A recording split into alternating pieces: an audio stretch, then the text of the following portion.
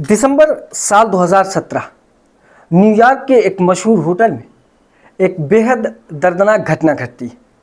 होता ये है कि न्यूयॉर्क के एक टेक्नोलॉजी कंपनी के सीईओ जिनका नाम मार्क रोनाल्ड था, उनकी हत्या कर दी जाती है। होता यह है कि मार्क रोनाल्ड एक मशहूर कंपनी के सीईओ थे। वो न्यूयॉर्क के एक मशहूर होटल न्यूयॉर्क ग्रैंड स्वीट में 3 दिन की उनकी बुकिंग थी। वो 3 दिन इस होटल में ठहरने के लिए गए थे और उनका ठहरना बहुत सारी मीटिंग्स को लेकर था। यानी उस होटल में कई सारे लोगों से उनकी मीटिंग्स थी। इसी मीटिंग के सिलसिले में वो उस होटल में 3 दिन रुकने के प्लान पे वहाँ पर गए हुए थे। होता ये है कि तीसरे दिन मार्क जब लंच के टाइम रेस्टोरेंट साइड नहीं आते तो जो वहाँ का स्टाफ था उन्हें थोड़ी क्यूरियोसिटी होती है जानने के लिए कि आखिर क्या वजह है कि मार्क अभी तक रेस्टोरेंट में नहीं आए लंच के लिए। तो वो कुछ वक्त तक इंतज़ार करते हैं। सुबह 10 बजे के करीब वो इंतज़ार कर रहे थे, लेकिन जब वो नहीं आए तो फिर दोपहर के वक्त जो होटल का स्टाफ था वो मार्क के कमरे की तरफ बढ़ता है और देखता है तो मार्क का कमरे का जो दरवाज़ा था वो अंदर से लॉक था। तो वो उस दरवाजे को खोलने की कोशिश करते हैं, आवाज़ लगाते हैं, बेल बजाते हैं, लेकिन अंदर से मार्क कोई जवाब नहीं देता। अब इस सिलसिले में जो वहाँ के लोग थे वो काफ़ी परेशान हो जाते हैं। वो फ़ौरन कॉपी की लेकर आते हैं, मास्टर की। उस मास्टर की से होटल मैनेजमेंट के सामने उस दरवाजे को खोला जाता है। जब दरवाजे को खोला जाता है तो देखा जाता है कि अंदर मार्क तो मौजूद है, वो बेड पर लेटे हुए हैं, लेकिन उनकी गला काट कर हत्या कर दी गई। उनके गले पर चाकू का निशान है और किसी व्यक्ति ने उनकी हत्या कर दी है। जैसे ही मैनेजमेंट ये देखता है वो फ़ौरन इसकी इत्तला न्यूयॉर्क के जो करीब के पुलिस स्टेशन थे उनमें पहुंचाता है। वहाँ की पुलिस मौके वारदात पर पहुंचती है। वो फ़ौरन उस कमरे की तफ्तीश में जुट जाती है। ये कमरे का जो नंबर था वो कमरा नंबर 303 था। कमरा नंबर 303 की पुलिस के द्वारा पूरी तलाशी ली जाती है। तलाशी में बारीक से बारीक चीज़ों पर नज़र रखी जाती है। बॉडी को पोस्टमार्टम के लिए भेज दिया जाता है। इधर फॉरेंसिक टीम जब बारीक से बारीक चीज़ों पर नज़र रख रही थी तो उनको ये देखकर समझ में आता है कि इस कमरे में कोई भी फोर्सफुल एंट्री नहीं, यानी ज़बरदस्ती इस कमरे में दाखिल नहीं हुआ गया। दूसरी चीज़ वो थी कि जो मार्क का अलमीरा था जिसमें वो अपना कपड़ा टांगा करता था, उसमें एक कोट है जो कोट मार्क की नहीं थी। तो ये दूसरी कोट किसकी थी, ये दूसरा सवाल था।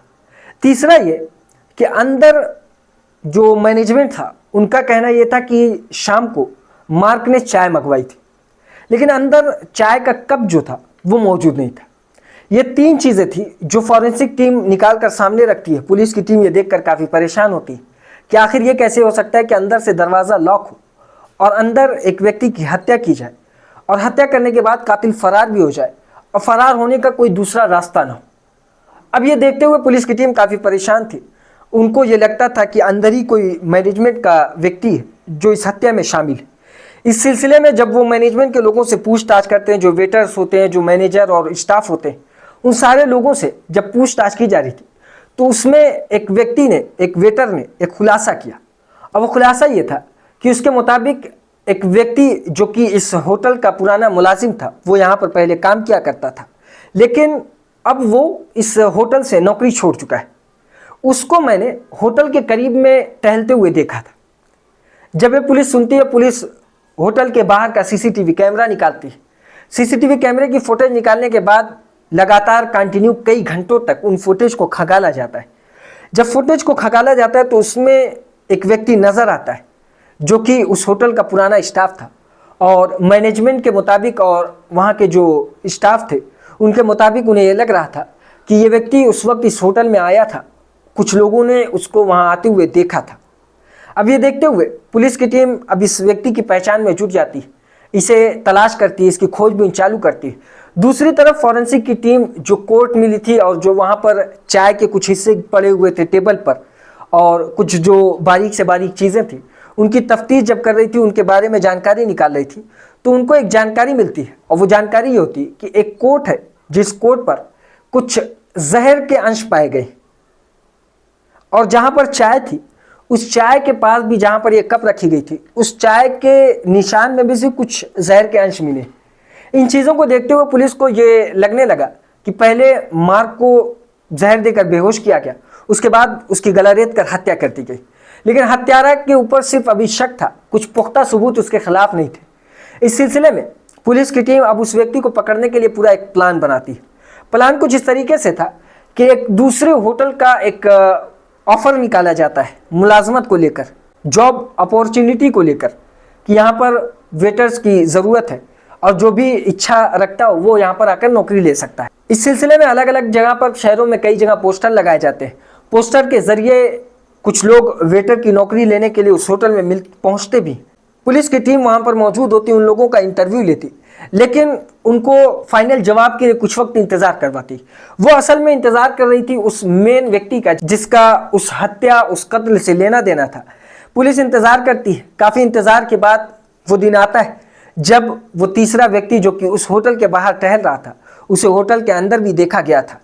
उस व्यक्ति को वहाँ पर देखा गया जहाँ पर ये इंटरव्यू चल रहा था वेटर की नौकरी के लिए।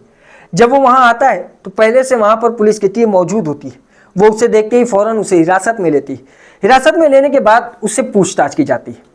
पूछताछ में पुलिस के पास कुछ गिने चुने सवाल थे। सबसे पहला सवाल जो सबसे ज़्यादा पुलिस को परेशान कर रहा था कि आखिर हत्यारा अंदर गया कैसे और अंदर से बाहर कैसे आया जबकि रूम लॉक था।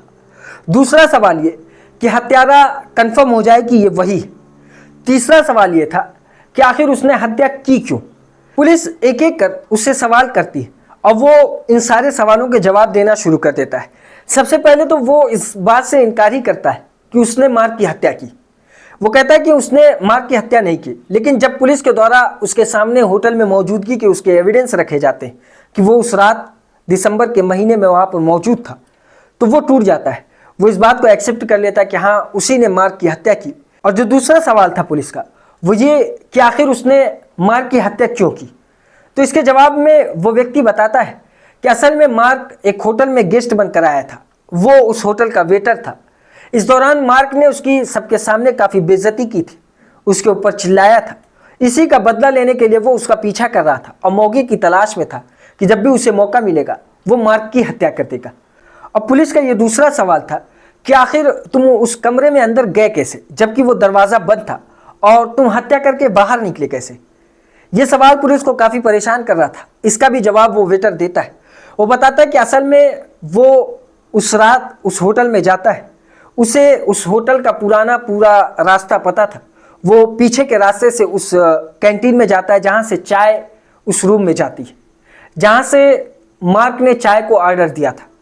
होता यह है कि वो उस कैंटीन में जाता है वेटर का भेष बनाकर, क्योंकि वो उस होटल का पुराना मुलाजिम भी था। चाय लेकर वो उस कॉरिडोर में जाता है जहाँ पर मार्क का रूम था। वहाँ जाकर वो दरवाज़ा नॉक करता है, वो उसे चाय देता है। चाय देने के बाद सबसे पहले वो उस होटल के दरवाजे में एक क्रेडिट कार्ड की तरह से पतली एक शीट लगाता है ताकि दरवाज़ा लॉक ना हो बंद करने के लिए। वो जाम हो जाए लेकिन लॉक उसका ना लगे। इस तरीके से वो उसको बंद करके दरवाजे को अंदर करके बंद कर लेता है।